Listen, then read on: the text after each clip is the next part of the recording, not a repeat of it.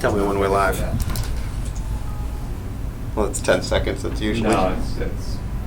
Now? I think we're live. We're good? All right, we're live. Welcome back to episode 27-ish, 25 to 27. Drawing Blood, your inside look on how we animate our top-down adventure, #Blood. I'm Chris Burns, and with me, as always, is Bob Fox to my right. And we're going to dive into some villains sprite animation today. I'm going to go back through what I did last week, and I apologize again for all the audio miscues. We're hoping this one works. But I have Bob here with me this week. I was not here to fix it, and I was getting massive texts. I had text, and yeah, we had to shut off. And it might echo, and we still don't know what we're doing. Here. Oh, and Cody, our programmer. So, Cody, let us know if the audio is working. So those of you just joining us from last week, you might remember that we were working on some attack animations for this kind of amorphous football player / squid / vampire. Vampire squid. There you go. Hello, audio sounds great on my... Oh, all right. Lauren's always here. I love that we have just people who show up every week. How you doing, Lauren? Yeah, you'll remember I started doing some of these attacks last week. I believe we got into this one. It's kind of a left-right counter move. And then we're ending up with this kind of, axe chop down that I finished. And then we added some things this morning to it to kind of get him back to a neutral state. So you'll see here. And I can show you what happens when we link all this stuff up, too. I'm going to show that how we'll take these sprites. I kind of put it together in one animation inside one symbol to kind of show Cody and Andrew how I was thinking they can move, and then they can do their programming magic on that. So he chops down, and he shows a reveal, and then he kind of spawns this little guy that that's sort of a counter move for an attack. So you'll have little guys running around this kind of mini boss too. Nice, caught up you guys live again. Oh, happy 4th. Yeah, thanks. We were here a little bit yesterday too, and happy 4th to all you guys celebrating in America and those abroad too. 4th of July. It could be a happy 5th of July for anyone. So yeah, I'm going to put this together in one thing, and I'll show you kind of how I think the attacks could line up. And I think I actually got something already set up. Let me just go to my desktop real quick.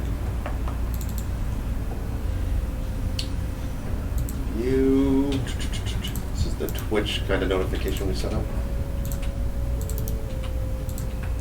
Okay, yeah. So I grabbed all the separate sprite animation, and you can see on top of the timeline here, there's little check marks or keyframe changes. Those indicate where the sprites start off. So it'll be something like this for like an attack. So we can kind of link it so it all goes into one. That's kind of the advantage of when you do these big sweeping animations. You can really get away with a lot of not necessarily in between. So he does this attack, then kind of goes to that. Then I put 3 in there for that. But you can see these are just, 1, 2, 3, 4 sprites kind of lined up to make a string of longer animation. And a lot of our animation actually is like that, where we kind of set up a library system and just use this to tell a story, especially some of our action-based stuff. So this could be like an attack that would happen right away when he shows up. So that's those strung together. But what I just started working on is, since it's a game, this guy has to get hurt. So I started working on him getting hit. So we kind of established early in the game that there's certain indicators of what you can hurt on these bad guys. A big eyeball seems to be something we're kind of favoring right now. So that's why with these attacks, I have an eyeball kind of exposed. And what Becky could do is run up and hit them while he's in the middle of an attack. And that's why I also kind of stalled out a little bit when he throws down. Like if we wanted a super fast attack, I wouldn't hold on these poses for so long, but you do want to give the player a fighting chance. So he slams his arm down. Now you have a chance to hit him with something. So what I did here was set up 2 different ones. Oh, I got a bunch of stuff. Your animation is so beautiful. Great job. Oh, thank you. I appreciate that. Oh, it's always nice to hear that we're the mere fact that we could draw inspires people, and we appreciate that. And what's that? Sigma John Gondo. How do you say that, Bob? No. Your guess is as bad as mine.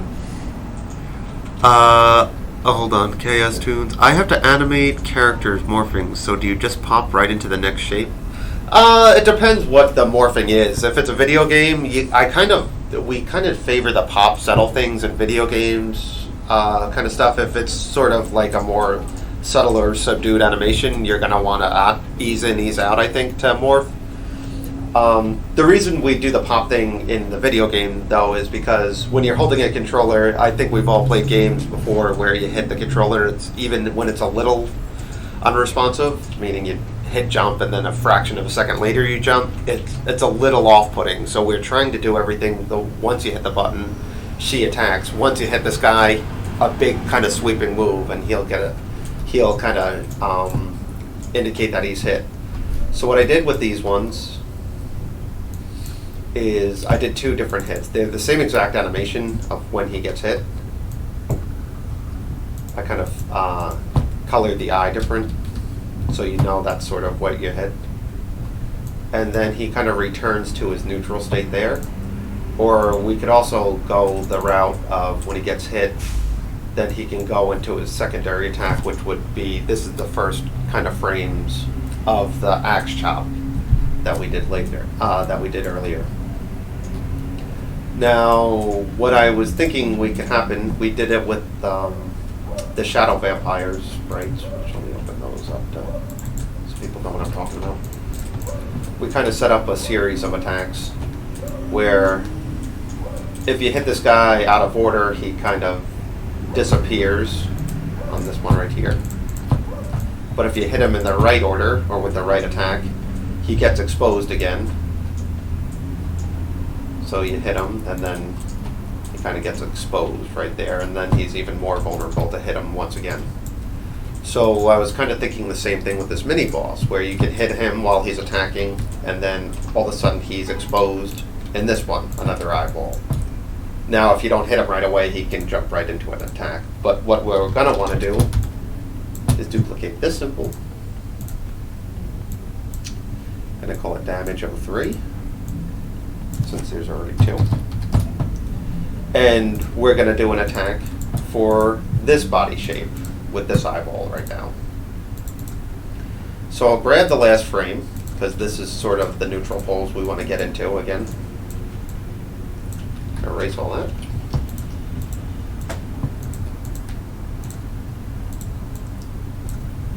And that's why I duplicated 2, so now we have 3 attacks. Those who know Flash know what I'm talking about, but if I didn't duplicate it and erased it, all that animation inside the first one would have left. So we're going to want to do an attack here.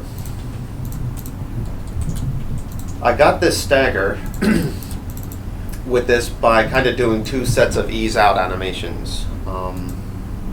You can see his helmet and stuff is squashed here. The eyeball is down. And you can see in this one, the helmet's kind of stretched out and the eyeball's up. And they all kind of settle into that one. Now, what I would do for this is what I'm going to show you here. This could sort of, it's different than the stagger I showed you earlier, where I just ease out, then stagger the frames. What I'll do here is to 3 different extremes.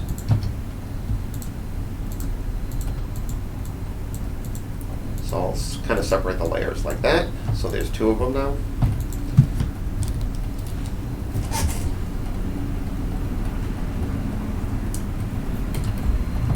So what we're going to do is a big hit again in the eye. Like that. It's going to rough down quick. So the whole head shapes up. Thin it out.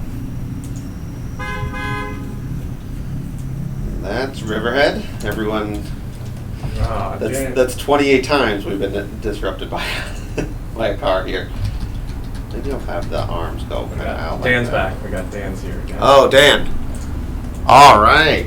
I like the people who tune in every week. Especially, I assume a lot of you have vacation or away from work, so tuning in on your day off. So animators never really. Yeah. I don't remember having too many days off. We were here yesterday. Even when I worked at a studio, I don't remember.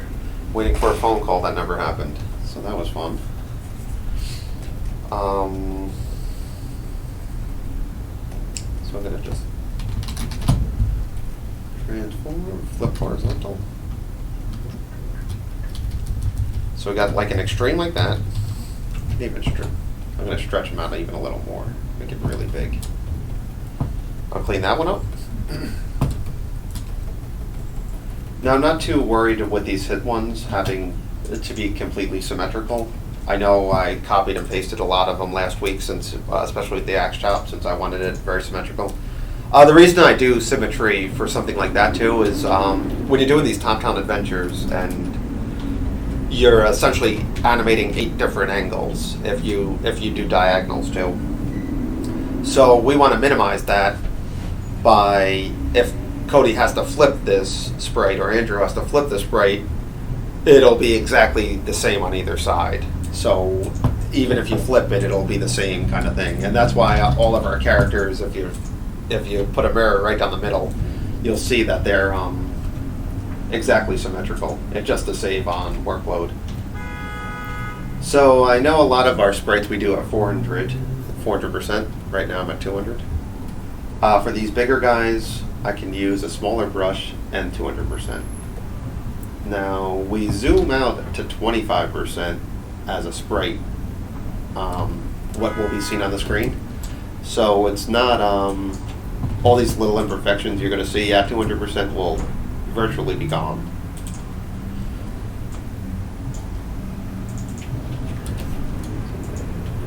Like that. And again, it's not symmetry for the head is not important, because that could flip either way, honestly.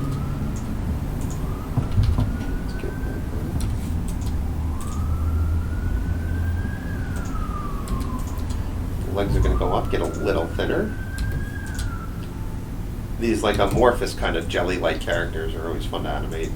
You never feel like you're really off model, which is, I'm always a fan. I've never really tried to stay on model too often anyway, but something about these always feel fun.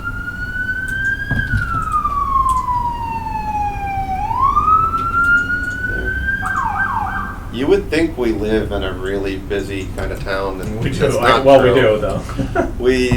Yes, we do. Now that summer's here, we do.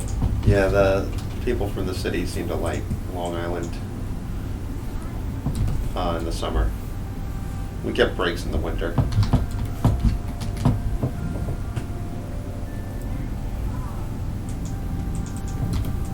Alright, let's kind of stretch that out a little bit.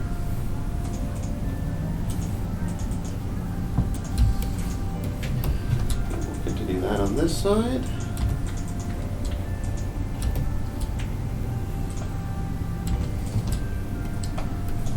Erase some of that. It doesn't have to be that big. So did everyone have a good 4th? Did you eat a lot of barbecue like I did? I ate way more than I should. Any excuse to eat barbecue, I'll take it up. It doesn't have to be a patriotic reason. Okay, finish that. Okay, so we got that extreme on this one. Now this one we're going to do the exact opposite, so he'll scrunch down. And then I'll show you what we'll do about what I call the others. It's not exactly a stagger, I guess. We just kind of shift these frames around to get it to go the other way. Actually, I'll make him look nervous here. So.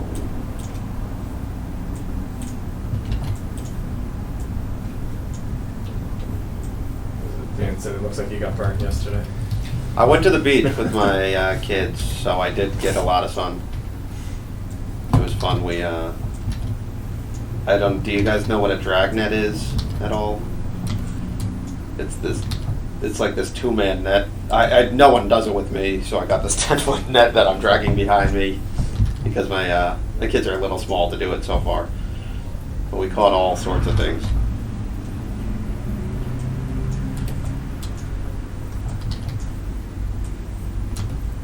Okay, so let's watch that one down. No, I'm used to staying most days inside, so it was nice getting out. And my parents live right down the road from a beach, so we always kind of use their house for that.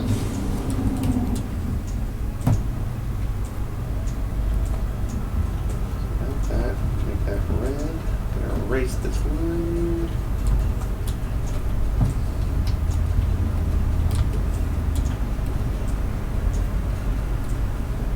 Okay, so it's gonna be brush 5 again at 200. Oh, let's see. I'm definitely happy just with the leftovers. Looks like your forehead. Yeah, my expanding forehead keeps getting burnt. I had rain yesterday, so I might grill them. Oh, what part? Chaos Tunes. Where are you from again? I've probably asked this before. And that goes for everyone. I'm always curious where everyone hails from. I know animation's sort of a blooming field now. I know. I mean, there's the LA scene and the New York scene, but I know it's sort of expanding everywhere, which I like the idea of that. And our business depends on the fact that we're not from the city. Right outside Washington. Oh, okay. Very cool. Are there animation studios there, or that you know of?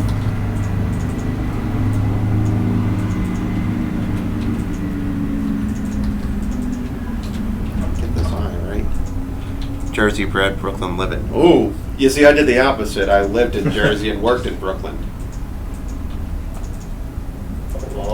That was a long ride.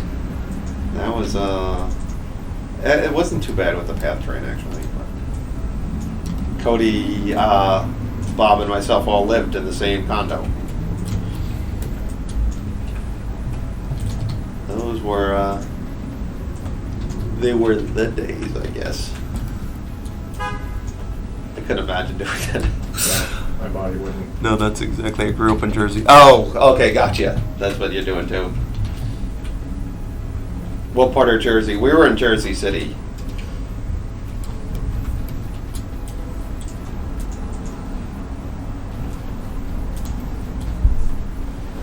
Oh, Casey. Oh, Casey. Now I have a face to the name.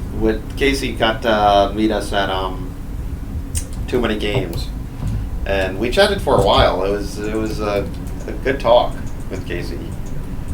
It's always nice to meet people in person like that. 40 minutes south of Jersey City. Okay, south. So you have the hot weather now too, I bet.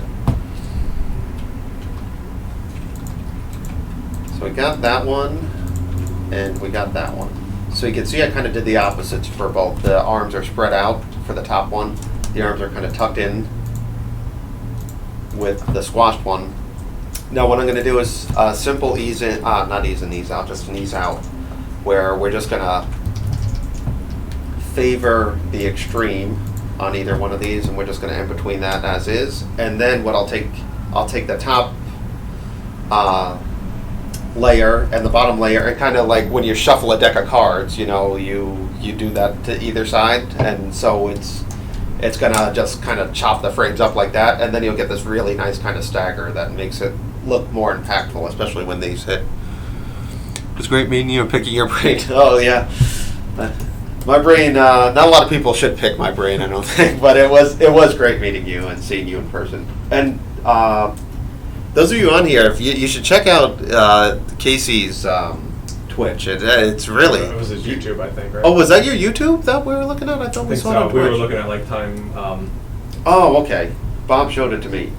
If you want to post your YouTube link or whatever, if you guys are interested in watching people just draftsmanship, you should really check out Casey Snipes' stuff because it's really, really well done. gonna just rough this one out because it's a little bit bigger than I intended. So again, I'm getting back to this sort of pose where it can go right into the attack. So we'll do 2 kind of damages with this one. Like if you hit him a few times, we're gonna have to have him kind of fall on his underbelly. Let me show you. Because we kind of got if you see this guy up here, so that's kind of, we're gonna have him as a version of this monster too when he falls on his back. So like that'll be sort of the final form of this character, I'm thinking. So if you hit this eyeball enough, he'll fall down, bam, and then the bottom's exposed and it'll be a whole new attack sequence. I can't edit these because they're so big. I stream on Twitch as well. Just not as professional as the team. Whoa! I hope you're a little more professional than I am. Your audio is better than ours. Your audio's better than Bob's drinking, and I'm about to pop a cold one myself. So let's hope you got that going for you. But no, we've been working just on kind of little projects right now, and those of you who kind of follow us on Twitter, Twitch, and Facebook and all that stuff, we threw out a post yesterday where we showed some rough animation, and what I would love for you guys to tune into is watch how Bob does his After Effects magic. We show a lot of the kind of the flash tricks and cheats and stuff here, but it's a whole different thing when we're trying to get these kind of crudish flash drawings into what we deem like the professional world. So like if a client asks us for a certain effect, it's contingent on Bob and his After Effects knowledge and all that exporting and stuff to get from this to that to the client, and we're kind of going to show you how we do something from Flash all the way to After Effects. Actually Bob will open up the Flash file and show you what he does to get it into After Effects and all those kind of, I don't know if they're industry secrets per se, but they're it's just how we kind of approach stuff to take it out of Flash. And I would like to do that on Cody's end too, to show some of the programming elements we do too. I'm not sure what day we're gonna put that up. I still have to finish the character animation before he even gets started, but I'm really close. I'll show you a sneak peek on that a little later. But yeah, we'll be posting when we're going to do that for you guys. It won't be a Friday, probably a Wednesday or Thursday, I'm thinking. And it won't be necessarily blood. In fact, it isn't. It's just this little kind of idea we have floating around in our brains right now.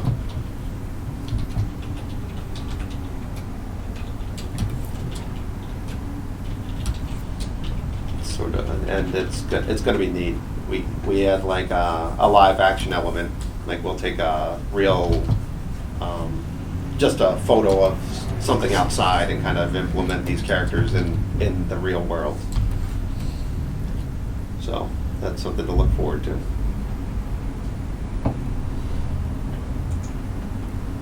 Okay, so see, I didn't duplicate that, so I don't know. So you're saying the audio seems to be much. It would usually go bad by now. Oh, so it's working. Yeah. What did you do different? It just had to turn off the camera's microphone in 3 different places.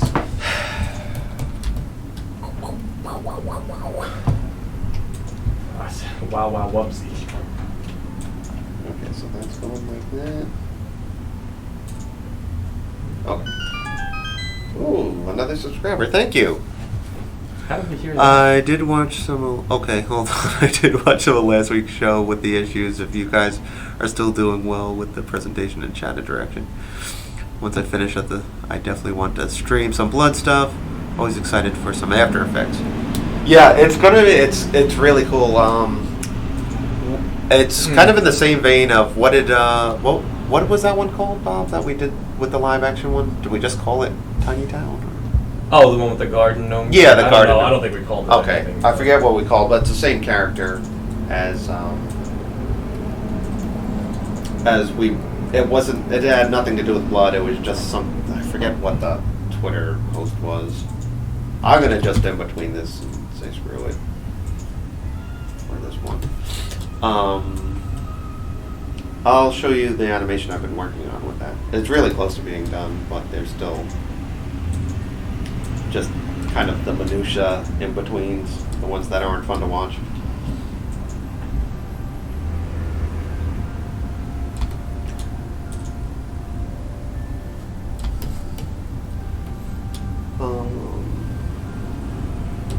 Yeah, once we finish, I should be able to finish that Monday. Maybe after the stream today, I can finish most of it.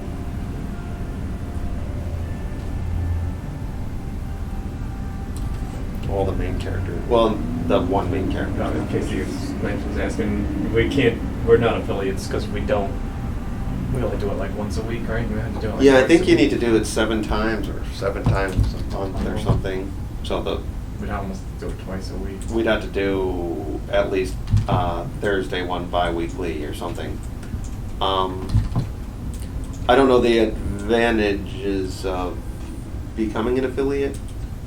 I know people can subscribe, and I think you can get money for it or something, but I always feel I have this weird not opposition, I don't know what it is. I just feel weird about taking people who just want to learn something or watch an inside look. I feel strange about taking their money or something. I don't know. Not that I don't like money. Not that I don't need money. It just and for me it's who you're taking it from or something. Like I don't mind when a rich client is paying, but when people are just taking time to watch what we're doing because they're fans of our work, it just doesn't seem right to me.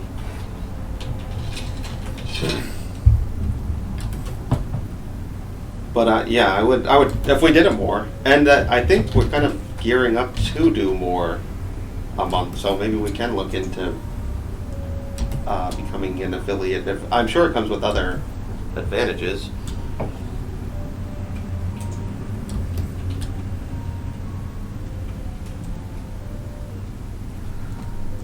You aren't taking money, we are trading money for your knowledge, and you. I know. I just feel like, especially if we're kind of approaching this as sort of an inside industry thing, or if someone has a question, we'd happily answer it. So it always feels anyone with a thirst for knowledge or just we piqued your interest in some way. I don't feel like that's. Plus, it's not like we won't be asking you to pay for the game when this comes out circa 2025. So, no, I joke about that, but because I really think it's going to be 2030. No, I just anyone who wants advice or something, it just doesn't seem. I really like animation, and I like certain parts of the industry, but my favorite part is, getting to talk to other artists and stuff, and just I feel more comfortable just talking shop like that.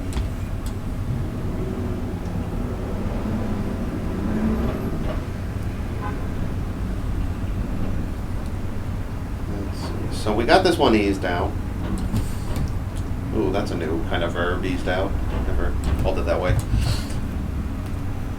Let me just color this real quick. Then I'm going to do the same exact thing on the top here. I need to add a little bit of shadow here.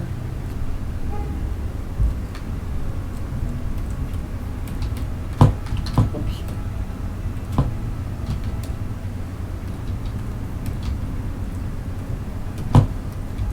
I always try to. I find coloring you can zoom out a lot. A little bit easier.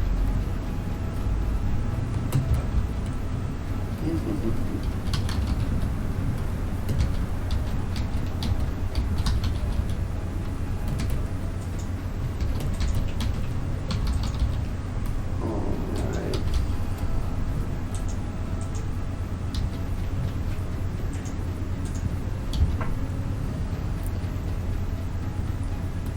Let me just close small gaps here.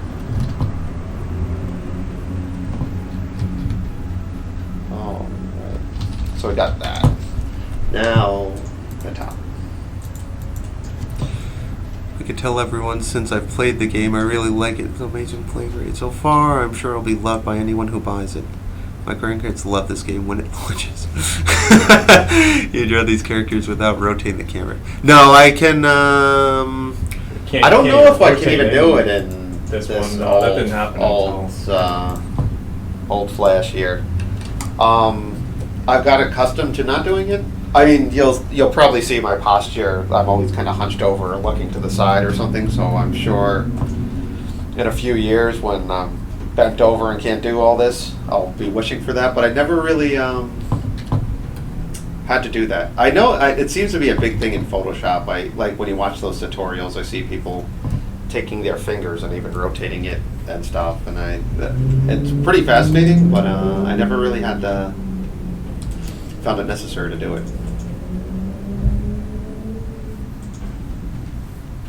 Gonna add a little bit of drag on this one.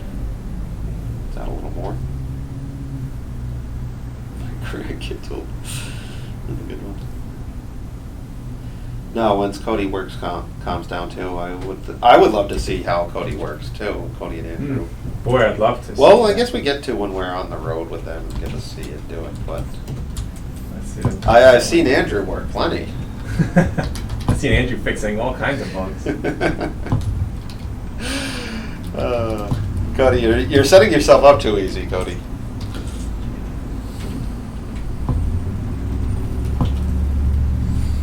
Gotta go have a good one. All right, You do the same, and we'll throw this one on YouTube when it's finished, so you can see what we did within the whole 2 hours. And hear what we did, maybe for once. And you could hear what we did, perhaps.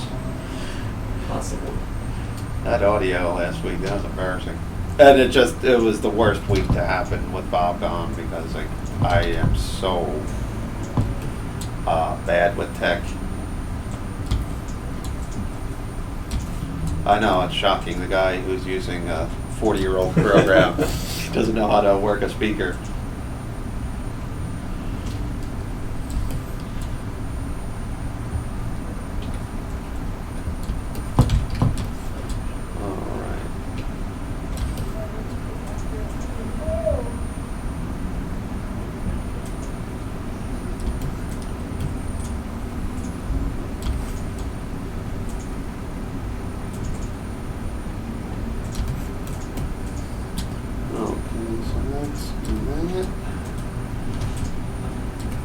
Kind of showed an underbelly of the shadow here, so we'll do the same thing on this in between. Too dark.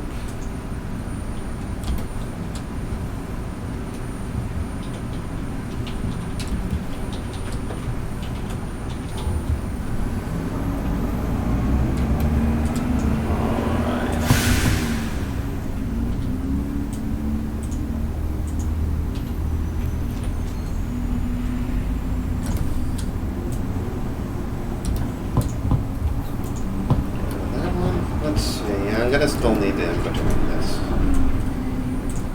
Rough it out, I mean. At least the top. Sometimes I push my luck with that, and I'll let it slide during the streams and stuff, and probably could get away with some of it, but I have this bad habit, or I don't know what it's a bad habit or good habit or whatever you call it, but I'll kind of watch our post a lot, like whatever we post afterwards. And I have all weekend to kind of check it out, and while the kids are napping or something, I'll kind of look at it, and I don't know if I over-examine this stuff, but I feel like I always pick up 3 or 4 mistakes that kind of stick with me all weekend. So, and it's all trying to do what I just said to do, like not roughing out the in between or anything. And it's funny, you could do 1,000 drawings in a day, and some say 5 of them are really bad. Those 5 will stick with me. Just I think I don't know what's wrong with my brain though, because we'll get like YouTube comments too that the majority of them are fairly nice and some are flattering even, but then there's one that just, just eviscerates your stuff, and those are the ones I remember. So that just makes me a pessimist or some sort of mental illness, but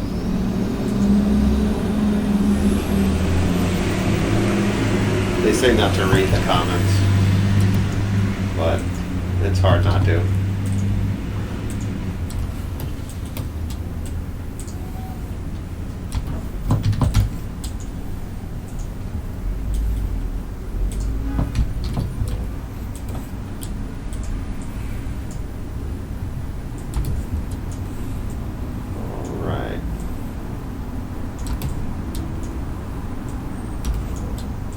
Still, my favorite story of MagFest was the Rats and Bats guy. I still love it. That's my favorite kind of. Do we have anything at too many games that was? I'm trying to. We had nothing. No, not really. There was some that was mentioning some of the bugs and stuff, which we were all aware of, and it was always they were always sandwiched between compliments, which is a good way to kind of critique, I think. But the one at MagFest was hilarious. Just this guy. We desperately want to add him to the game, and I guess there's nothing stopping us. And I've told this before, but it was he played he played for so long. No, he didn't. He didn't. Yeah, people did. We had a great reception at Too Many Games, and it was nice. We took home an honorable mention. Which the place was filled with awesome games too. So just to be among them feels when you ever get accepted to these things. How many people are working on games? There's the market is completely saturated. So when you get invited to these places and you join this little community, it's just completely flattering. And I think people seem to recognize that it is indie games. No one's really as harsh. They're not judging as hard as they would, say, like an EA game or something like that. Though I'm sure there are people like that too. But instantly hated. Yeah, no, there's nothing. So everyone kind of appreciates the fact that people are doing this on their free time or just because they have a deep passion for it and stuff like that. But no, people seem to really like it, and we had a pretty decent crowd the whole time. So I was excited to see it. Yeah, we always had people in the chairs. Like, it was a lot of people that just kind of saw that it was crowded and would try to come back later, and there still was no... It's a good feeling because, we like what we're doing, and, when it's your own stuff, you're kind of drawing in the style you see fit or the one you like the best, or so to see other people respond to it is nice. It makes you kind of feel like you're doing the right thing. But the guy at MagFest, and mind you, this was Bob and I's first time at any of these kind of festivals. Who was the first person, though? The first person to play it, and he played it for a while. But didn't get very far. No, it was he just did not kind get of far before he threw some shade at us. Those who played the game know the first few monsters are bats and rats, which that gets a lot of heat because I don't know why they're in every game. I guess they just seem kind of villainous, but we have them in there, but among other enemies too, if you played long enough or played far enough. He was there for what seemed to be 30-40 minutes, and he kept trying it and playing it, and he had a poker face on, so I didn't know what he was thinking, but I figured if he was playing it this long, he must enjoy some of it. He just kind of gives up in a huff at one point, and he's just look. Who did he tell this to? I wasn't there. I think me and Cody. He said Bob and Cody, you got to do better than rats and bats, dude, or something like that. And just walked You off. have to do a lot better than rats and bats. A lot better. If you're gonna want me to buy this game or something like that. Oh, it's so good. It was our first time seeing it. Well, really one of the first people to ever play the game. It was the first person I saw play the game. Yeah. You know, you're nervous enough. You're kind of exposing your art to the world here, or at least a festival with lots of people going around. So it was just sort of perfect. And what we want to do if we ever make the character is put him in like a trench coat or something, and he would actually be made out of rats and bats when you hit him enough. I think that'd be a fun little inside joke. Oh, I forgot. No, okay. That works. Okay. So now you'll see I have these two kind of things. They both lead to the same exact part. Now the alt stagger would be, if I were to stagger this normal, I would just go like that, just grab those keyframes and do that. But in this case, since it's a hit, we kind of do things a little different. Hit F5 between each one.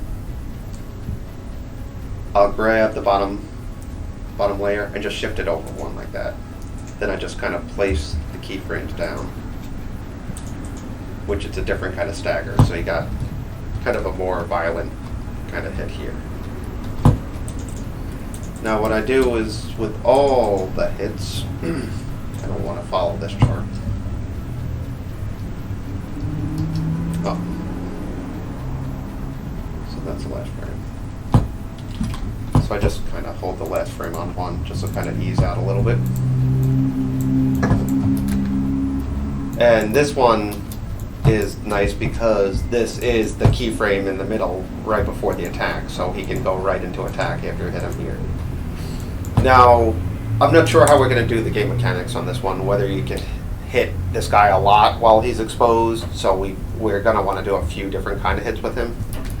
But if you hit him enough, say a sequence of 3, like you hit him in this sort of holding pattern, he's going to have to fall down. So we're going to have to duplicate that symbol and have him get hit, then fall down. So I'm going to grab this color palette. And this color palette, this kind of yellow to blue to purple, that's throughout the game. So I think we even have it when Becky gets hit. I try to do those kind of indicators for everything. Try to keep everything on the same chart, like that. All the idols are ease in, ease out at 1 second each. Every hit follows the same color pattern, and it just sort of, you build up a rhythm throughout the game that I think is important to kind of keep that little bit of thread that everything is sort of, you know, every time you see this color now, you'll associate it with someone getting damaged. So I'm going to just color. The lines are a lighter color in this case. Make that orange. Color everything that orange. Oh, what did I do? Oh, and I kind of made the eye white, just so you know you're kind of hitting the eye here. That's light blue, dark blue.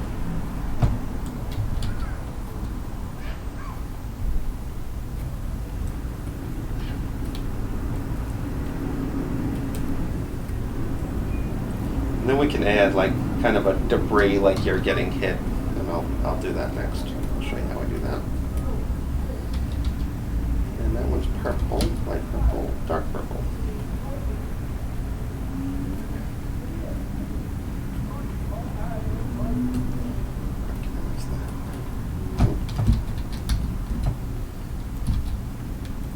Gotta keep it for a second.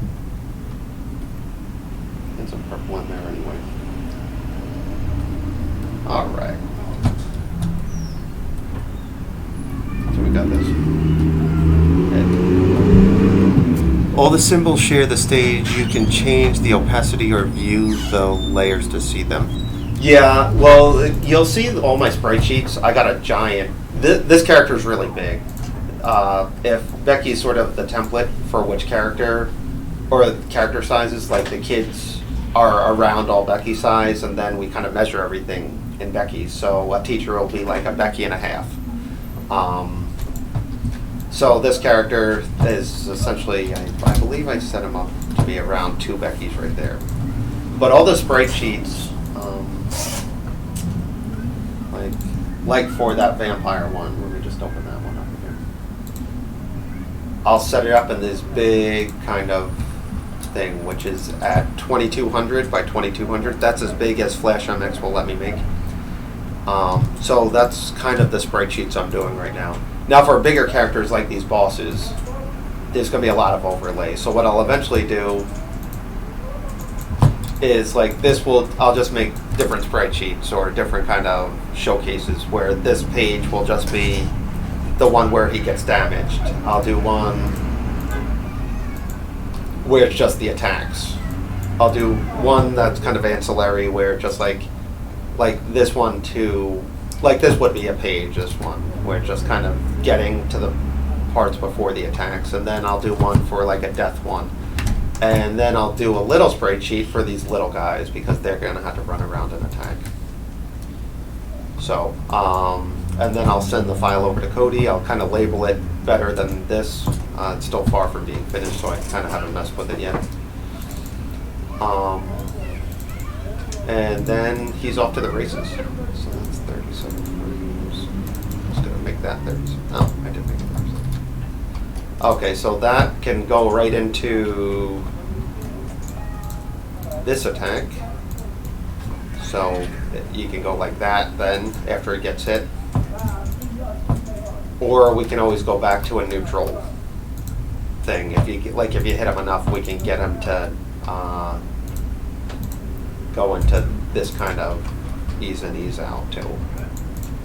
So there's all those kind of little things I'm not, that we don't even kind of think about until we start really dissecting it, where what is the player going to see? And, if we want him to stay kind of, if this is his neutral pose right here, we're going to have to consider every animation sort of has to lead to that. So those are kind of all the secondary things we have to worry about. And I kind of try to worry about those last because it's a lot of minutia, again, that would go into just thinking about if I had to do this pose into that, and do I have to do the attack into that? So I'm kind of treating it like, that's why I kind of had him to disappear here, and kind of show up. So these attacks would lead to this if he went undamaged, and then he would then we'd need an appear animation, but it kind of works in our favor to do that way. So I'm going to do this one again. Duplicate that one. So say you hit him enough times, now he has to get exposed to the other one. So he's going to get hit. He's going to fall down. So I'll kind of keep that one here. I'm going to want to grab this frame. Maybe this frame as a reference, just so I know what the teeth look like. Where is it here?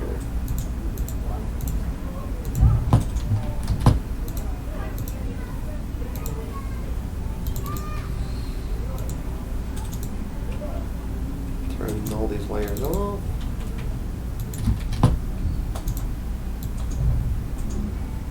So keep that at the horizon line here.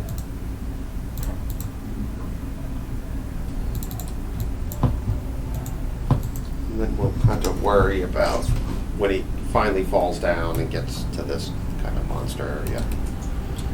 So again, we're going to do the symmetrical thing where this mouth is sort of going to be the centerpiece, almost like the eye.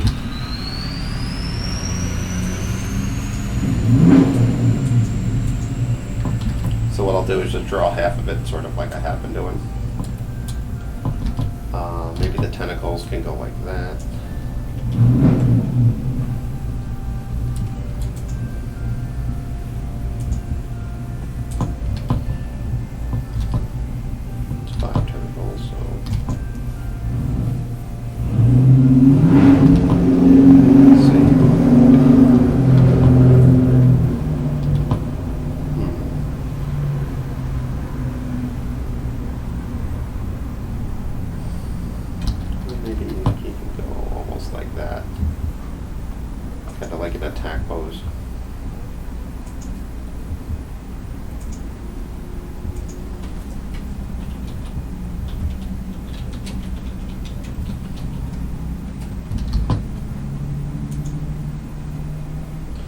his other tentacles, like the character's arms would be behind him like that. I'm gonna duplicate that.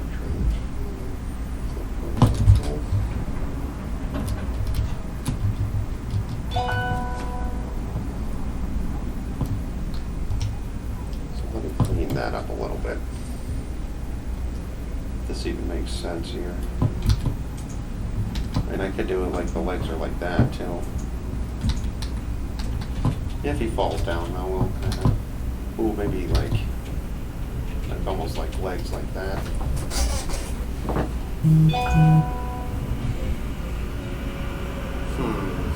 Will that look better?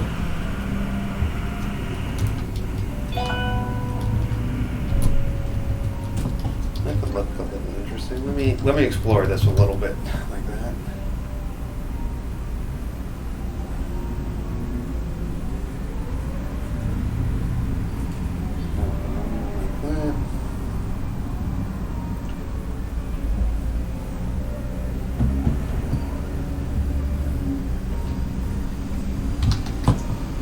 That could look pretty fun too. But I guess if he falls back, we're gonna want to kind of keep his legs probably like that. But when maybe if we go into another attack mode, that'd be fun.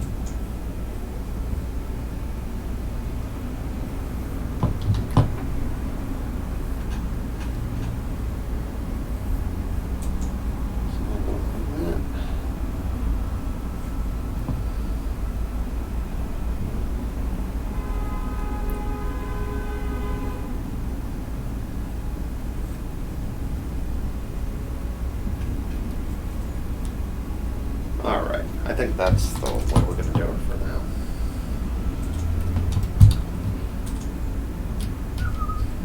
Now if he gets up and attacks from this, if this is sort of his final form, or maybe his most vulnerable part, we'll have to think about it from there. But essentially he falls, gets hit here, and falls back there pretty much, so he kind of collapses. So you wouldn't even really see the football player at this point. Which is, it's probably better because the football player is more just sort of the host of this virus in this case. So you don't really, like, that's why I didn't want, like, the player to really start attacking the football player. Like, only the part that wasn't the football player. And I think when you beat him, maybe that'll sort of heal the football player, but I had to talk to the writers and all. The writer Greg for all that kind of nuance.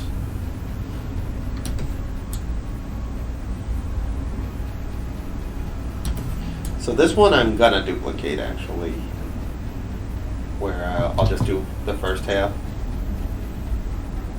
When he falls, we can play a little bit with the subtleties of not being so symmetrical. But if we're gonna kind of treat this like the idle pose of this attack, I'm gonna want it pretty symmetrical.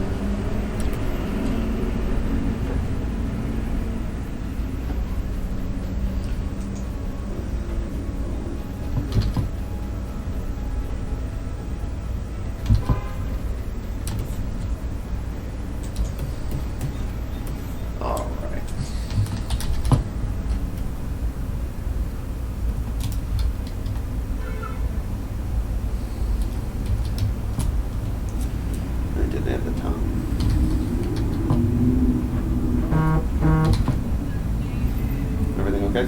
Yeah, you know, my family.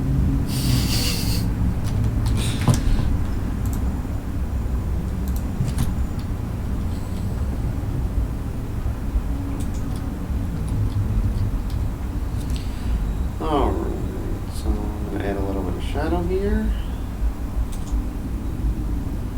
Fix the middle seam a bit.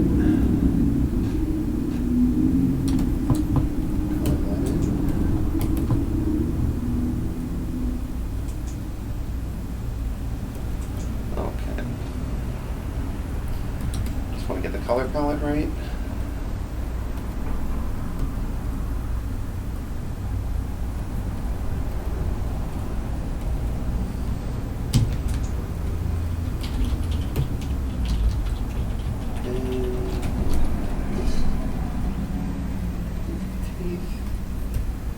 Okay, so we got this guy.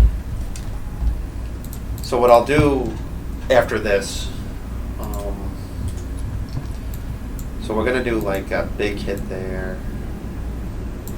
I'll probably use this as like, say you hit him 3 times, so we're gonna do a really extreme kind of stagger hit again. Then he's gonna slowly fall, or not, probably not slowly, but then he just kind of collapses to become his final form. So what I'm gonna do though is make sure this is a symbol too. Football player, and I'll call it FF for final form idle. So I'll do that idle ease and ease out when he kind of lands on this, but we're going to have to get from here. So I'm going to need the original copy.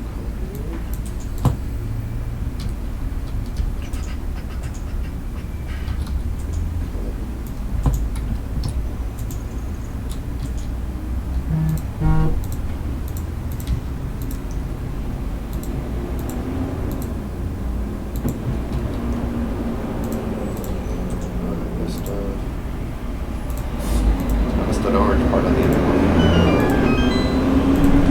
Well, thanks for subscribing. We're building a little bit of an audience here. It's nice.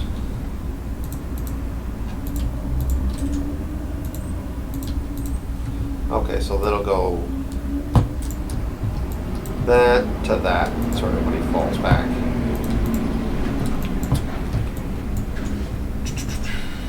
Just fix this little orange thing right here. That's one. So we're gonna have to do another hit. Oh, I can actually work in 200 here. This one will just be a stagger, actually, not the double stagger. We'll go a little more extreme on this one.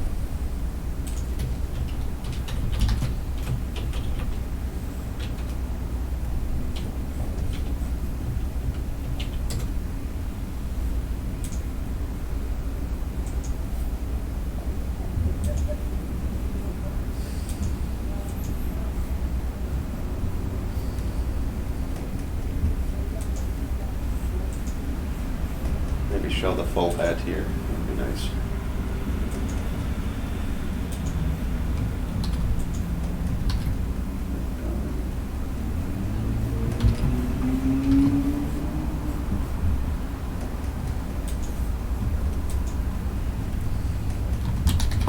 I'm going to duplicate that, flip it horizontal just for the rough. Casey Snipes is asking, Flex, Evade, and Flash. Yes, everything we work on that that doesn't force us to work in another program, we'll do in Flash MX. We have clients. We don't use it on a lot of client work though, because we're usually, we're when you're hired freelance or something, you usually have to adhere to the standards of the other company or what program they use for sure. So if we're handing off files that have to be handed off to someone else, if we were to send an MX file, I think we'd look a little foolish. But yes, Flex was done in MX, and there's a lot of scenes in there we just simply couldn't have composited in Animate. And when I say composite, there's let me open up a Flex file that just couldn't. Just lengthwise going to be done in Animate, which is ironic because this is one of the oldest programs on the planet. Let's see, what file is this? I'm just going to open this one up. I would love to learn Flash Animate, but the audio you cannot edit in Flash. You can edit it. It's hard, but you can edit it in Flash. How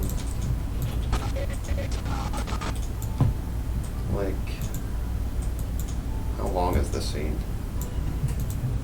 Well, this is 26 seconds, but still, there's longer ones in here.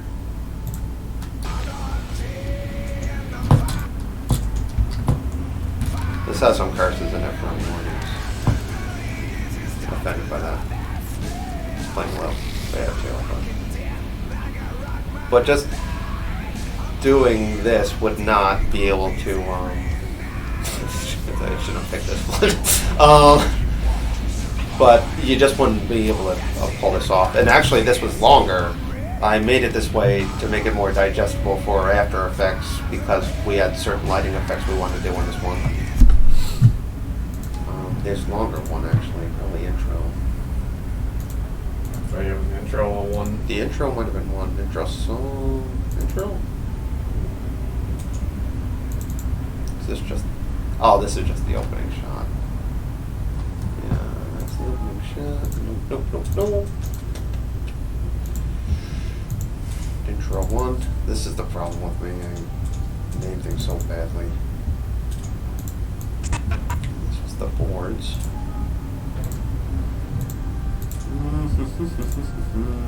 Part 0? Why not? That's in CC, so I can't even open that one. See you later. CC.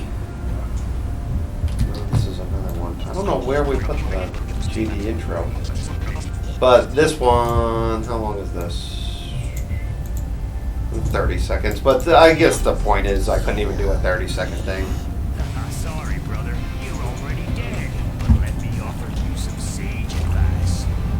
When a giant beetle slams through your chest, you get taken away to battle a colossal hell beast.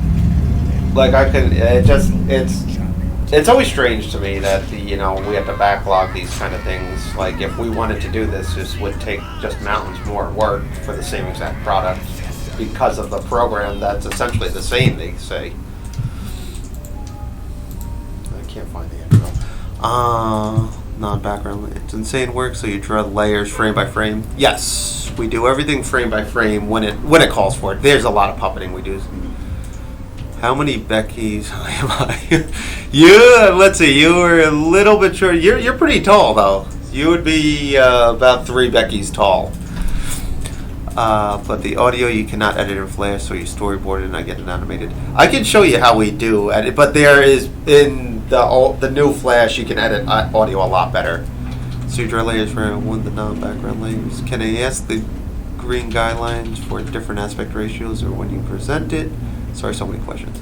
Those guide layers were just...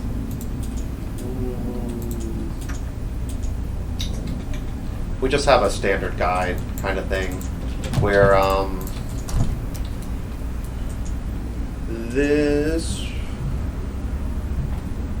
is pretty old school, but this is title safe, this box right here. This is action safe, that one, and then this is widescreen. So any title you want in here to fit in there, anything that you really want your eye drawn in, you would kind of adhere to this box, and this one just to make it look pretty. Kind of the theatrical kind of thing. The audio you can edit in Flash. It's a little more difficult, or a lot more difficult, I should say, than the new Animate, where you can actually just bring in a string of audio and just hit split. You can right click it and hit split audio so you can break it and move it over there. We had killer audio guys on this. Our friends Gary Doodles and Tom Sicca. They did all the audio for us for that. So we just kind of grabbed what they had and put them in as one string of audio. Yeah, we didn't have to mess with the audience. I love how the model. Oh yeah, we changed the model on Flex so much. It was, this one I brought in I brought in a secondary drawing for this character, but in Flex they're just like, yeah, whatever, we're just gonna keep going. But and most of our work comes from, we'll get audio from an outside source, and honestly, it's editing the audio it takes a little longer in MX, but it's really not you're not adding a whole lot of workload. You could probably edit something that's, say, 5 minutes long. You could probably edit it down in 5 different Flash files pretty quickly. It's not, if the trade-off was easier audio, but you'd have to do it in Animate, I still would probably pick Flash NX just for the drawing capabilities and the fact that you can do longer things and it wouldn't crash. The thing, Animate crashes a lot. done this stream. I forget what we are on. I think we are on 27 or 28. It's crashed once with Bob at doing some of the background stuff, which, when you get into masking and really big work areas and you're working with giant backgrounds that go off the work area, you're gonna find problems with Flash, and that's just comes with the turf. We also come to learn that we can work within that. And I think I had a corrupt file once in Flash, but I think I walked my way back out of it by copying the frames and pasting it in a new one. Now, when we work on with different clients on stuff with like Animate CC, what do you? I know I bash Animate a lot, but what would you say, Bob? Like, how many times do you crash? You say on an average work week? It depended what we were doing. For some reason, it wasn't crashing much when I was doing some game asset stuff, but then when we were using it for some, I forget what it was crashing at least once a day. Yeah. Like, I always have it crash it once a day. Stuff. And then there was stuff that Bob and I essentially have the same computer that Cody and Bob put together. It's all kind of Hatchbees. I'll have to admit. I'll get right to you, Casey. But then I'd have a problem, and I don't know, maybe because had a different version of it too. I was thinking, because don't you have a more updated version? Or I don't think version? that changed anything. But then I get this thing where the screen would just turn blank. Oh, I got that a couple times too. Oh, you did? Okay. Oh. Well, there you go. I never got it. You got it way more often. I got it way more often. So yeah, no, it was happening often enough that it was. I feel like we'd probably lose. I don't know, maybe an hour to maybe 2 hours a week of. And that adds up, especially when you're a small studio like ours. If one of us is sick and out for the day, we're losing what essentially is a lot of work. So you compound that by the amount of times you crash, doing the same thing I've always done, and it feels like you're sort of getting ripped off for paying something. Now let me get back to Casey here. I love to animate scenes from audio that exists like a Joe Rogan podcast. Yes, you can do that. You grab an MP3, you throw it right in there. You can convert it to WAV in QuickTime or something, QuickTime Pro, and you can just grab it and throw it in your Flash and just extend it all the way, and you'll have the audio to cut to right there. Everyone wants to be a cartoonist. No one wants to draw 1,000 frames. Yep, I've heard that. Everyone in animation wants to be a cartoonist. No one wants to do the in-betweens, I've noticed too. Black screen. Yeah, no, it was frustrating. It turned and there was no getting out of it too. And with the saving taking as long as it does in Animate, I never really knew if it was saving correctly, because essentially the screen would work. Yeah. But it was annoying. There's the only real way to put it is it was just very frustrating for And I hear it was nicknamed Crash when Flash was acquired by Adobe before they renamed it Animate. They used to call it Crash CC and stuff like that because they made it crash a lot. Yeah, I have my gripes with them. But it's it's just anything, then you just account for it. And I'm sure if I started with Animate, I'd be complaining about whatever comes after it. So I try to stay upbeat about it, but I always wanted to do one of these in Animate to show how much slower I am, but that would kind of defeat the purpose.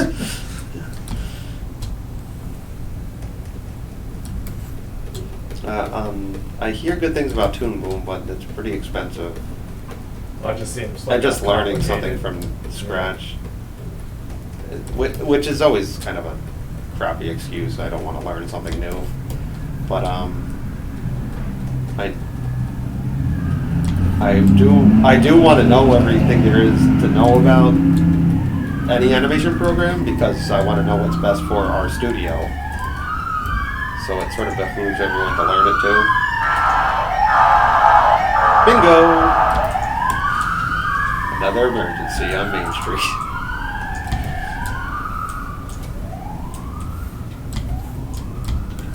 Alright. So we can copy this. Horizontal.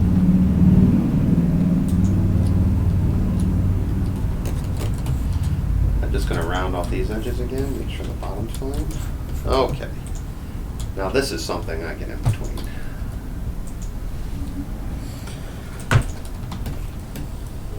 After these series of drawings, I'm going to show you what Bob will be doing his post-work magic on. And I think it's a real fascinating progression, what you can do from Flash to see what Bob can do with After Effects.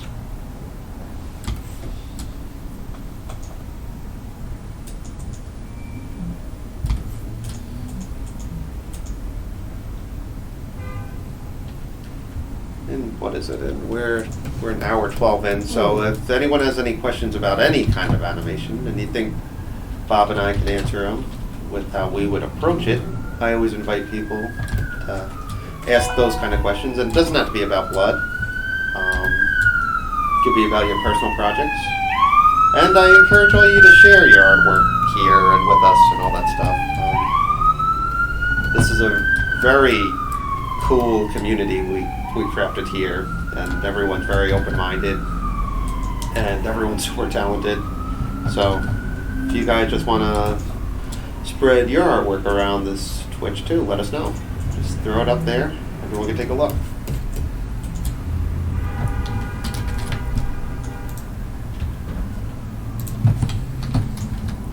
Just saved it there. Just copy and paste. That's the only problem with that is you'll get these kind of not apex little angles here when you duplicate like that, especially when you're working with an arc.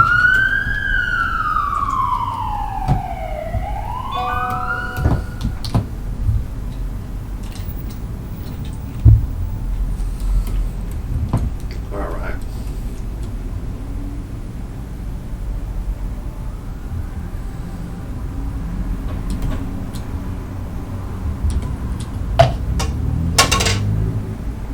Spilled my water all over me again. Thank God that was empty. You were so mad when you did that the other day. God. It was so much water. Yeah, when, Because I my yell at my my kids. son always spills stuff and just like, how was there this much stuff in your bottle? It's just like Why did we like, give you this much? It's, I'll give him like a cup of water, and like a 4-ounce bottle. Like the whole rug will be wet. Let's see. I've been doing some simple pixel animation and what is that? Sprite? I never know how to say that. Then I look at how dynamic your guys work as well. No, don't do that. Honestly, you show. Can I see the pixel art? Can you share it with us? I love pixel art.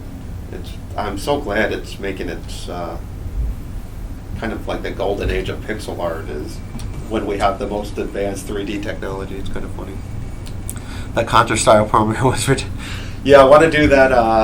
I have plans to do that for the whole Exit 73 video games team. Like, I want to do Cody and Andrew as sort of the programming. Like, it shows Bob and I working, then I'm going to show Cody and Andrew kind of doing their programming in the pixel art, then I'm going to show Greg doing the writing, and then all of us kind of coming together to make sort of Exit 73 logo.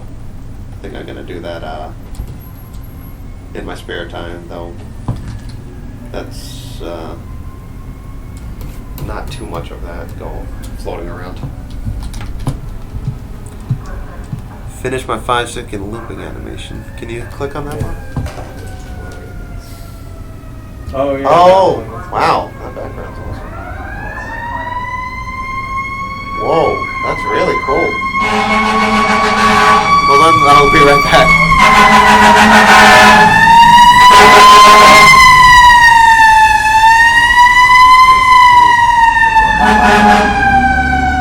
I love all the secondary characters too. That's really pretty. Is that I know I asked this before, Lauren, but are you pitching this as something, or are you just doing this for practice, or do you have any hopes to pitch it? Is there an idea more than just the loop behind it? Really nice looking.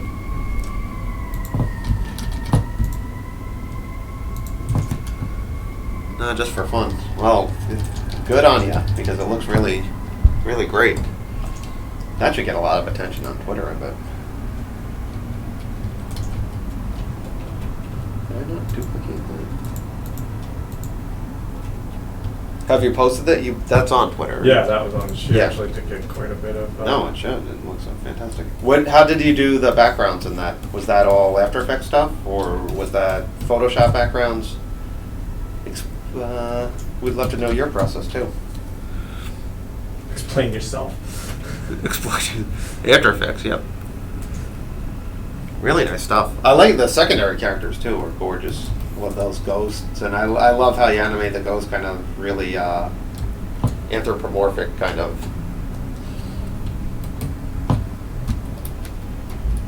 Explain yourself. So are you going to do another 5-second loop, or what's the plan for your next kind of art project? You know what? I find when we do stuff like that, it makes me want to make a pitch book around some of the kind of ideas. You should explore that maybe. I find that's where all our ideas sort of come from, is just some sort of experimentation with animation.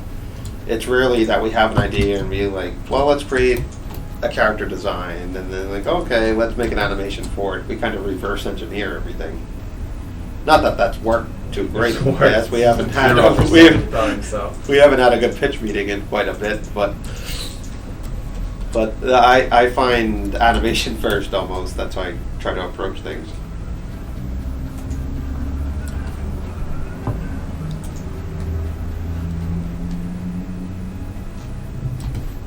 Really gorgeous. And Casey, I would love to, if you have that pixel art too, we'd love to see it too.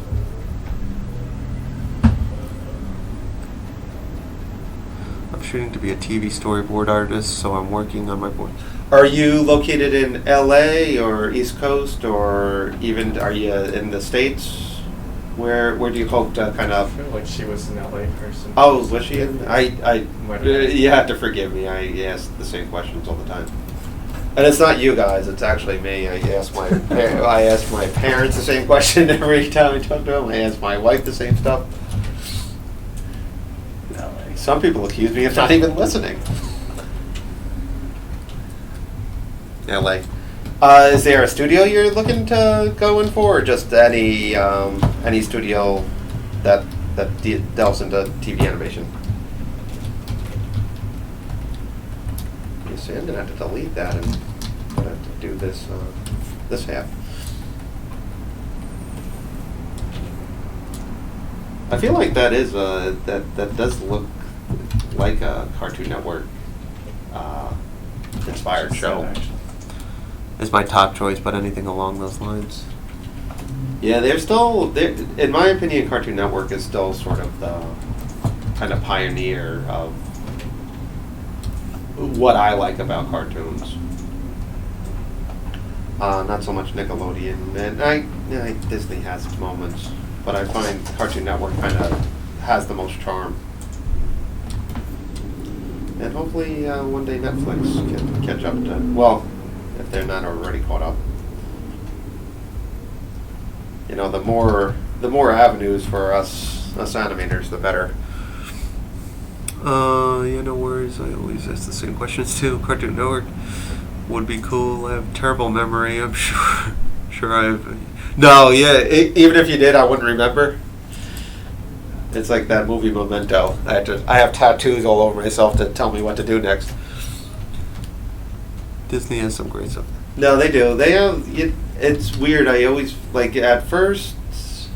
Disney's sort of the constant for me. It's always sort of had the same standards of animation. Yeah, for television. I mean, clearly, theatrically, their history is unmatched. But no, at first I remember when Nickelodeon, it felt like, wow, these guys kind of know what they're doing, and then the more I kind of explored that, I don't think that at all. Then Cartoon Network kind of was on top, and Disney was second. So it was, at first it was Nickelodeon, Disney, Cartoon Network, then Cartoon Network and Disney, Cartoon Network and Nickelodeon flipped for me. Oh, we got no. I don't even know how to spread stuff on Instagram. I don't know how it works. When someone likes your stuff, I don't know if anyone else can see it. And I get Twitter and I get Facebook, but Instagram, I don't know how people accrue followers.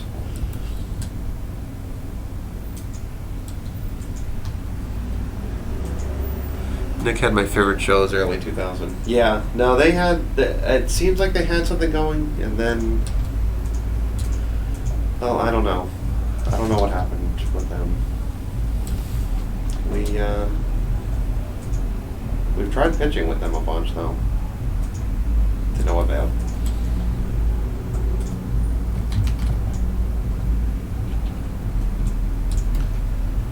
Alright, I'm going to finish this one. I'm going to color and stagger it. Then I'm going to open up a file and I'm going to show you guys a sneak peek at what Bob's going to be exporting and doing his movie magic with at a Twitch sometime next week. Then we're going to throw that bad boy on Twitter and see what happens. We could even do that live, throw it on Twitter live. Is that a good or a bad idea? It can only go well. One thing I learned about the internet is very forgiving.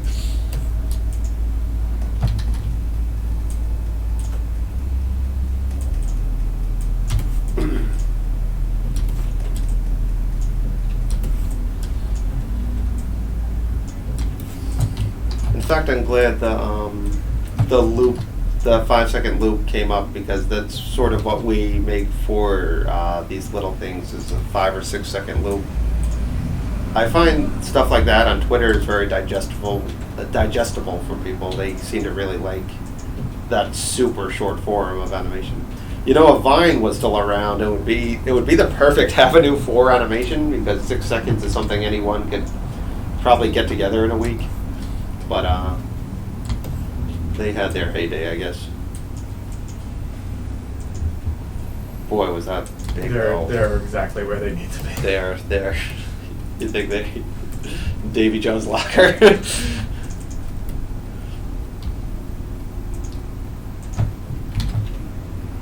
But missing a bunch of stuff. Instagram more public pic posting, whereas Twitter has more discussion aspects. Also, I'm lazy. 5 seconds is pretty doable. No, I like the short form stuff. That's why I kind of like sprite animation like this too. It's very digestible. Also, a few Twitches ago, when we were working on the intro animation, which is probably the biggest undertaking of the stuff, because it's not sprite stuff, so the sizes are all changed and all that stuff. I messed up there. So you see how the color kind of blipped right there? I'll show you how I'll fix that. So I colored it with close no gaps. So what I'm going to do now is I put them all on a different layer. I'm going to follow the line here, and I'm going to kind of do a trace back. I'll show you what I mean.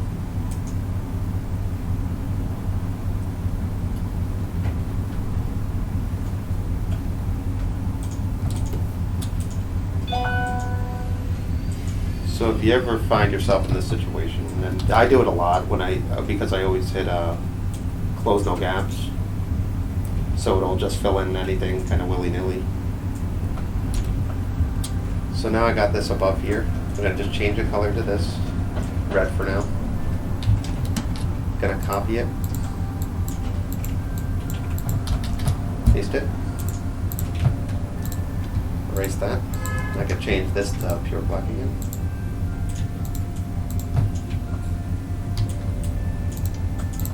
And problem solved.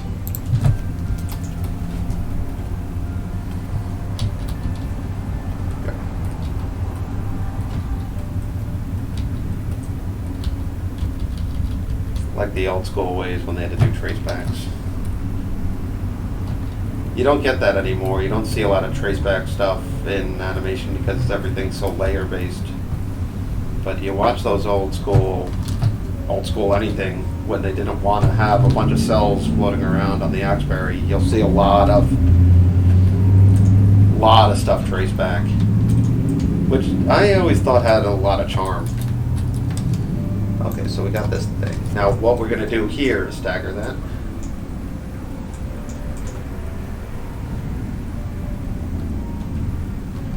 So it gets hit like that. Gonna follow the same chart as this.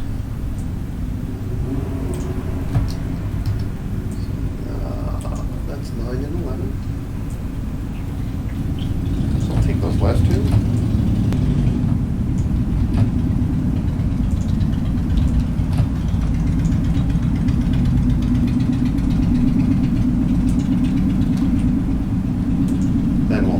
We'll have to animate them collapsing, but gonna follow the same color palette.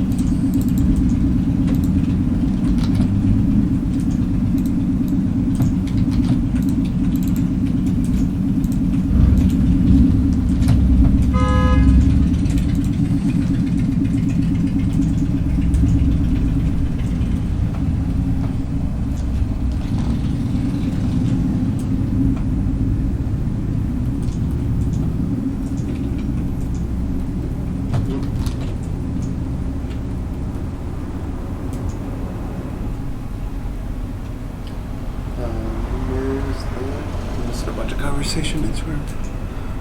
Oh no, I didn't miss a thing.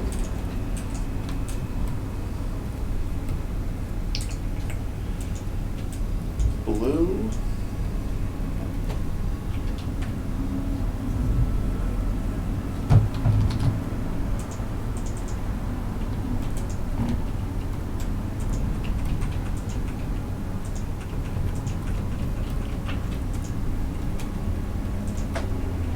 And the last one is purple.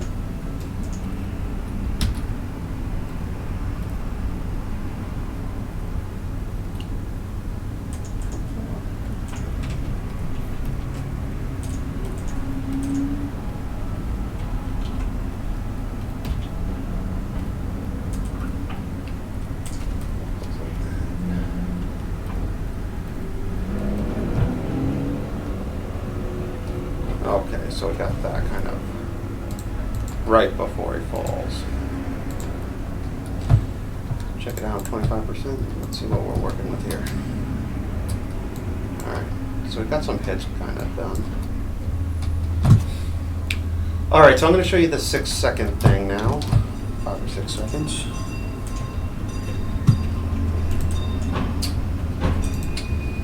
So what we're doing is another kind of endless loop sort of thing. I call this thing Tiny Town.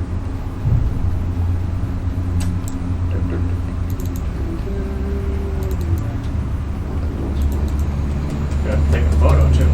We had to take a photo of outside. So this is all the animation here. The other one featured sort of this little Link kind of character, little elf kind of character, and that's the guy I still had to finish animating. But well, I'll show it to you and see what you guys think.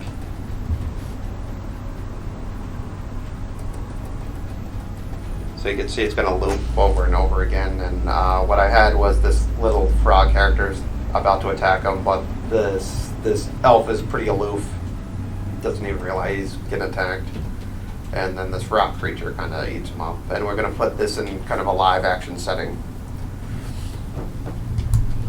And I'll show you how I did. So everything separated where this. So I'll show you the rock first.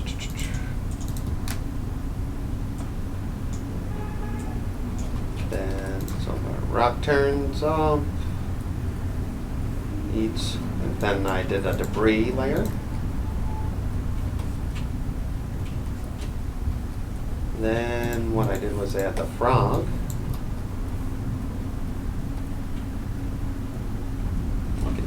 Again, a match line right there. You can see the match cuts here too, where because he's in front of he's always on top. I just didn't want to mess with too many layers for Bob's sake.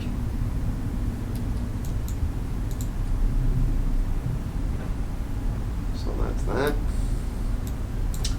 And lastly, I just have to worry about this little elf here. Well, that's the sword too. So I'm going to follow everything on the same chart. That's why you can see all these kind of coordinating here. Oh, whoa, so cool, clever. How do you hide the sword so it loops back again? Well, you see, I kind of have them like lean back here, so then it just disappears right there. And then, I think the audience will have enough to look at that they kind of will hopefully follow up on that one. But I could always have it kind of always hidden there too, I guess. You want to say something? Smear frame? Oh, smear frame, sure. The frog has the most smear frame, so I'll just frame by frame it. So I have him like really slamming down, settle, and then I did a mini antic, but his back's arching. So just draw some stuff. So you can see the force. He's coming down this way, so he lands impact right there. Then I start arching the back while having the head go down, like that. Then I do a giant smear frame. The sword just sort of, like in the sword you're just going to want to do, like you'll just do an arc first to know where you're going with that, and then just kind of follow the contours of the sword. Arms disappear. And then, the rock moves, so then he kind of gets scared. And I'll do like the double arm thing to really make it look manic. And then the sword does this weird thing that I didn't even really mind at the time, where he kind of loses hold of it, then follows a different trajectory. You can see I did 3, 1, 2, 3 eyes there for a smear frame. So it's a lot of kind of the pop settles, got a lot of smear frames. So then he kind of lands on the back of the rock. Then he does this kind of flip while the rock kind of flicks him off. And then he just does that, and then chomp right there. Don't need to in between that. That's more impactful. And you could even see I cheated the rock a bunch. Like, if you see where the eyes are, and if you watch the color of the rock, the shading doesn't really make sense. And I don't know. I'm not if it looks right at a few first glances, you can't overthink it, is my opinion. So you can see right here, like the rock's eyes are on the bottom, and then all of a sudden they're on the top. But when you watch it, it doesn't. You would have to be a real eagle eye to do it, and to even compound that, I put the frog on top anyway, so it didn't matter. And then he disappears again. So, and I find if you add debris in secondary, no one's going to pick up on any little kind of continuity mistakes like that. So as long as you kind of do that. Now the hardest part is going to be the elf, because they have to do all these keyframes. I want to keep it on the same chart, but it's a lot of subtlety and stuff, and the frog has nothing subtle about it. That's why it went kind of quick. Then the sword is just an arc. I'll do a settle on that. do another arc on Blueberry, and we're off again. So it's a lot of just arcs and stuff, and you kind of, I try to, like, if you squint your eyes, I try to treat animation like big blocks of color, almost. So what is the audience going to be focusing on? Now, what I like about these short things is I want people to keep watching it and pick up on stuff that we've missed out. So at first you're going to notice the frog, I think, because he kind of comes out of left field. Then I think you're going to notice the elf because he's trying to attack him. And then finally, you know, your third watch in, I hope that you kind of pick up on that the rock eats this frog. And then all the little ancillary stuff like him eating the blueberry and the sword and all that stuff. So I kind of do that. Now what Bob's going to do is take this, a version of this, like this, and add all the nice kind of lighting elements in this. I thought it was a bomb from Zelda. I did too, actually. Yeah. Well, I'm trying to not get sued, guys, and I'm already copying Link. No, we're not overthinking. Yeah, never overthink your animation, because if you're going to be a perfectionist, you're going to work on the same thing. Like, you know, you don't want to pull a Richard Williams and be working on The Thief and the Cobbler for 30 years, and then the studio screw you over. Frog is me, rock is my bills. Yeah, no, the bills are piling up here too. Guess as a result of all that moving components. Richard Williams, yeah, poor guy. Probably the best animator on the planet, and no one listened to him about The Thief and the Cobbler. So what? I'm gonna. Bob, can you look up what file that's under, the final render of the other tiny town? No. So this is, this is fine. The animation's fine. All that stuff. So what Bob's gonna do is take this and make it feel like it's out on our street. In other words, like we found footage of this. I have no idea where it is either. Book barely cracked. Does everyone use him? Yeah. Well, he sort of pioneered a lot of the stuff.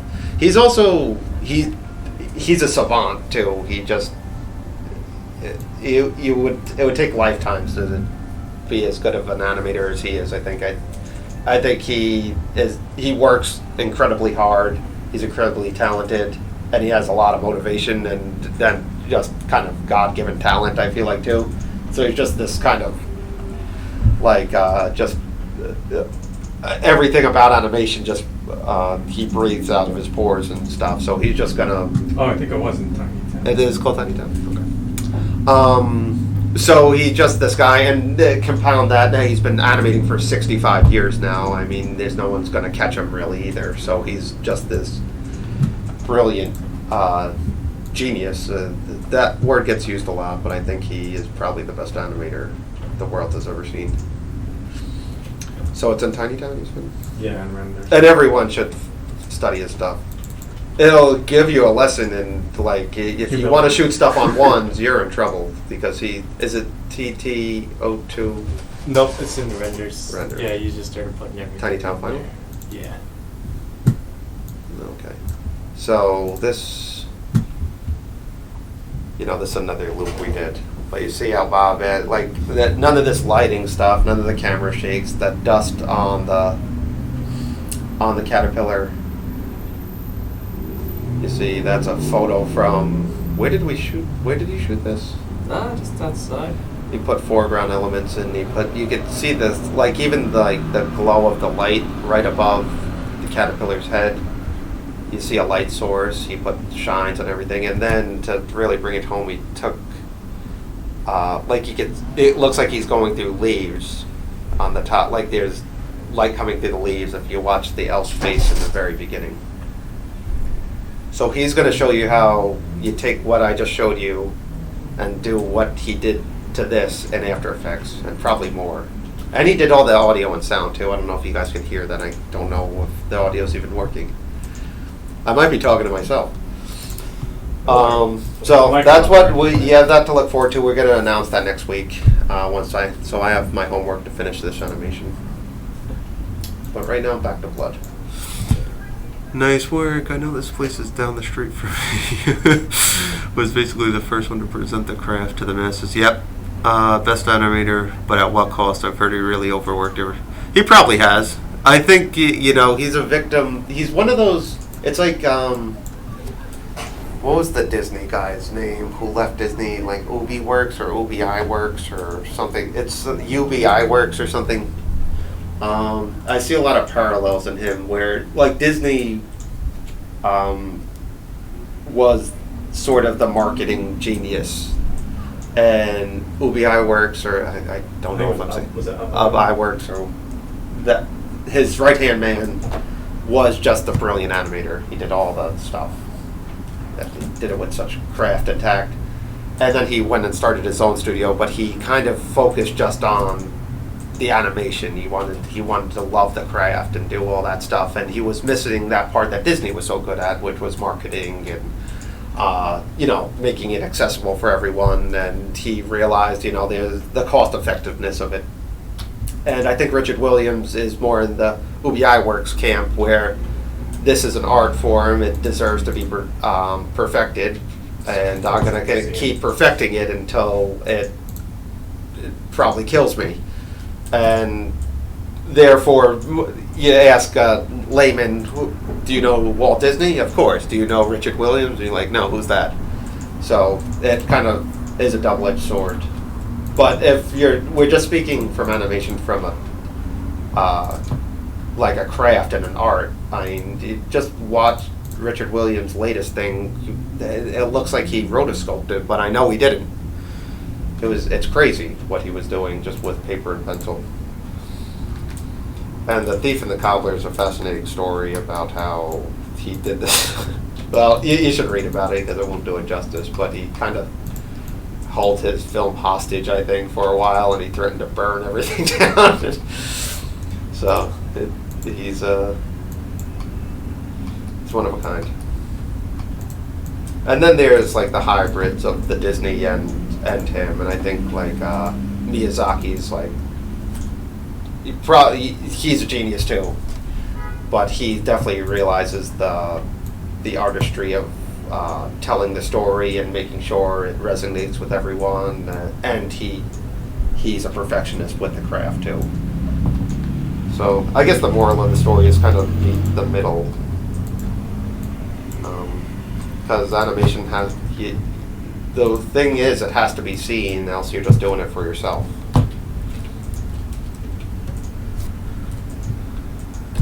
So, okay, so boom, then he's going to start falling down. Now that doesn't look very impactful right now, but you have to realize that these arms right here are these arms here. Now the eye's kind of drawn to these two arms here, so you're going to have to make that apparent. And the way to do that is we're going to have a lot of drag. So we're going to have him start falling down. The arms here are going to start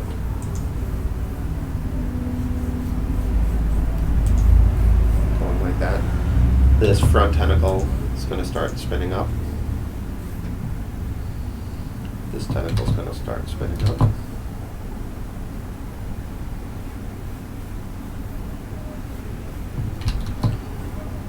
This shirt's going to come up over there. The eye's going to fall back.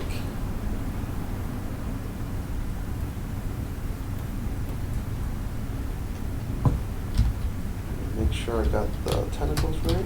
Okay, so that's going to go under.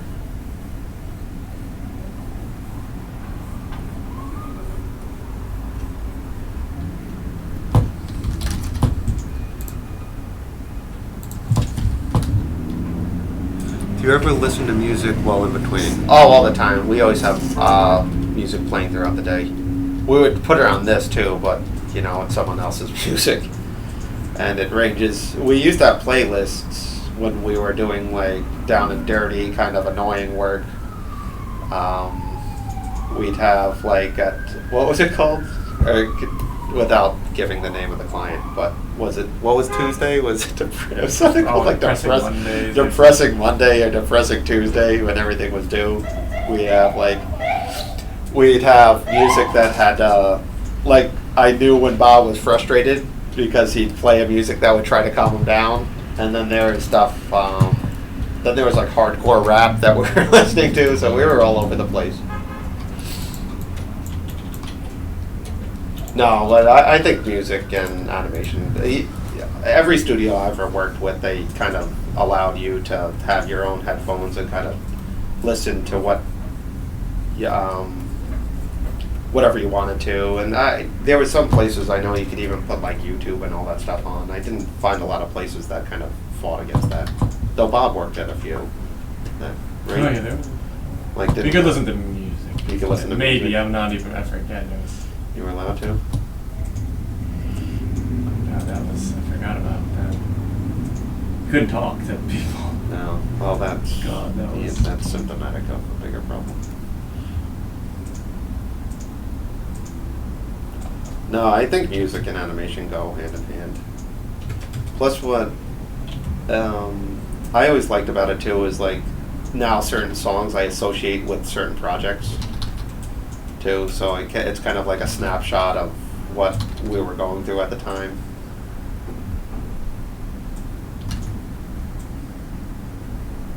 Just cleaning this up a little bit because this is a mess.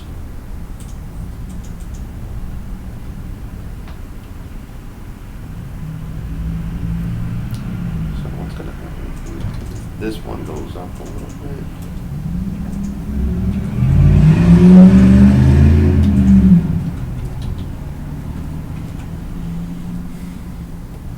Yeah. Okay. Animator Sprocket. William insists it's sacrilegious. Oh yeah, I bet he does. No, he's a flawed guy for sure, but I think anyone who achieves any level of artistry is going to have those kind of rules and methods. But honestly, if anyone interested in animation at any capacity should really study his work. Like, just look up anything from Thief and the Cobbler. And first of all, you'll see stuff that Aladdin just took. Like, watch the genie animation in Aladdin when he was doing the deck of cards thing, when he was singing about "You'll never have a friend like me," and watch Richard Williams. There's a part where this king character with all these rings on his finger does stuff with the cards and stuff, and it'd be like it feels like that Disney owes them something.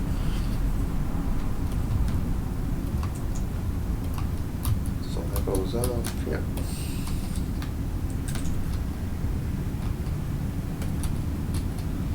All right, so we got that in between. What I'm gonna need to do is, since this is the idle, I'm gonna need an impact hit first. I'm with you guys on that, but I lose concentration sometimes with music while planning and keyframing. I guess the music for us is just so in the background. Plus, Bob and I just talk all day to each other, so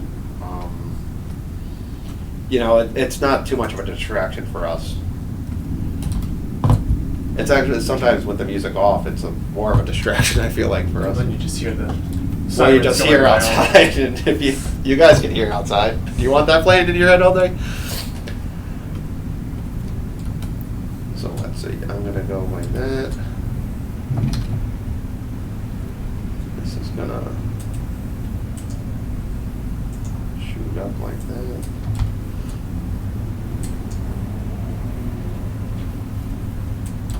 So a lot of secondary with these tentacle kind of characters. I find. I love secondary though because it distracts from the choppiness of my in-betweens.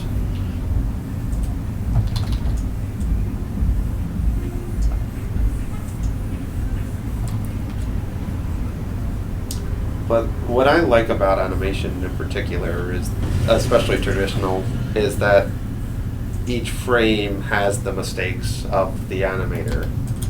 And there's something incredibly human about that. That you'll lose every time, though they try to make it in 3D. They try to do that more and more. So there's you never, the charm is not really quantified, but there is something very charming about traditional animation and animators have a hard time explaining what it is too. There's plenty of documentaries about just hand-drawn animation. A lot coming out soon, I think, of them explaining what makes it so special, and this thing that's 125 years old still relevant. Cool.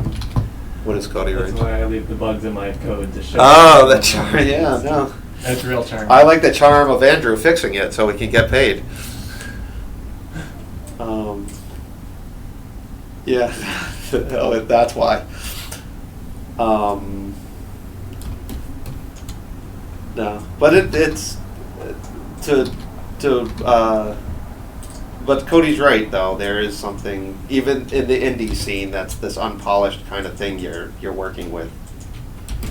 That everyone that joins the ranks of the indie scene will immediately notice that everyone's in the same exact boat, and it's a community that just welcomes everyone with open arms.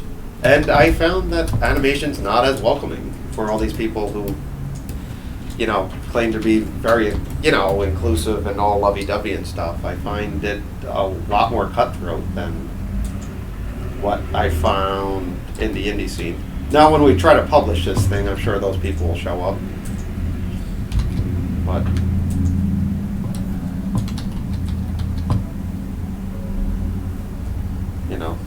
there's those people in every walk of life, though.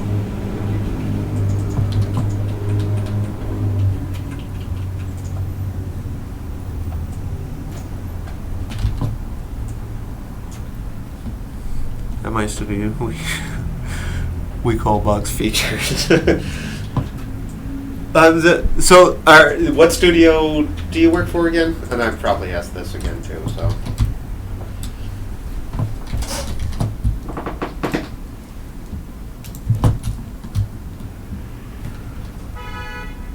VR games. Is there a website that we can check out for that?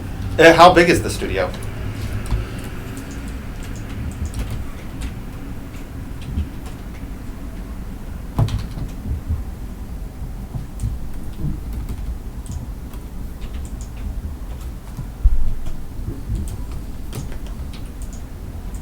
Alright. So this is going to have some extra secondary. So the arms come down. So these arms.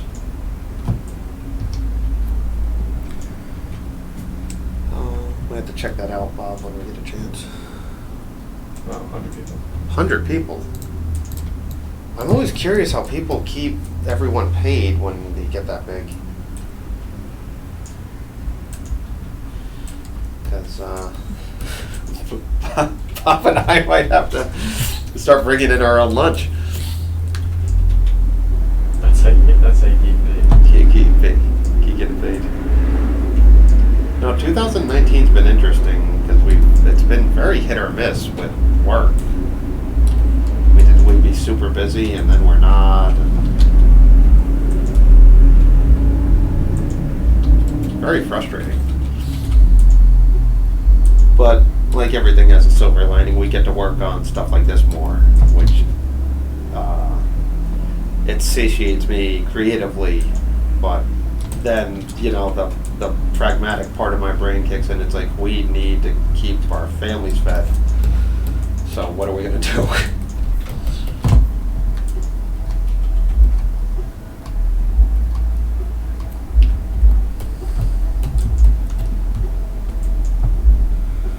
Yeah, I'm always curious how people that run like that big of a ship. I assume it's something with business loans but I just, first of all, for us to get paid, I'm constantly begging people to pay us on time. And, if Bob and I have to skip a paycheck, it's just weird. We know that's coming. So I don't know how, and we're probably doing nothing that could pay 100 people. I didn't get to watch Spider-Verse. Well, that's a lie. I got to watch the first 10 minutes of it, and then the Green Goblin showed up, and well, that was lights out for my little Cooper. He's a very sensitive boy. Once Green Goblin showed up, and he's also been obsessed lately with like good guys and bad guys, and he's always trying to convince. Like I showed him that frog animation I just showed you guys, and he loves frogs, and he was like, "Is that frog a good guy or a bad guy?" I was like, "No, he's kind of a bad guy. He's attacking him when he's asleep," and he was just like, "No, he has to be a good guy," and he like wouldn't leave me alone until I agreed that he was a good guy. So then the Green Goblin shows up in the very beginning of Spider-Man and just tears through this reactor. He's like, "Okay, this is over." But to be fair, I had no idea what the movie was about. So I didn't know that it's a little cerebral for a 4-year-old, I guess. Although my 2.5-year-old absolutely loves it. So. No, Cole was my youngest son, who's a rough and tumble kid. I mean, he was cracking up. The only reason my girls like it is because there's a girl in it. So that Lena likes Miles. So I don't know. Well, that says. I will say this about it: it looks like nothing I've ever seen. It was incredibly done. I didn't I saw previews of it and I was like, "Oh, this looks cool," but I really saw some stuff and I was like, "Holy smokes!" I didn't want to like. I was like, everybody's talking about this. I'm not gonna like this. Yeah, well, I was worried there was so much hype around it, especially in the animation community, that my when people hype stuff up so much that you kind of worry. So I was like, "Oh, this is completely justified."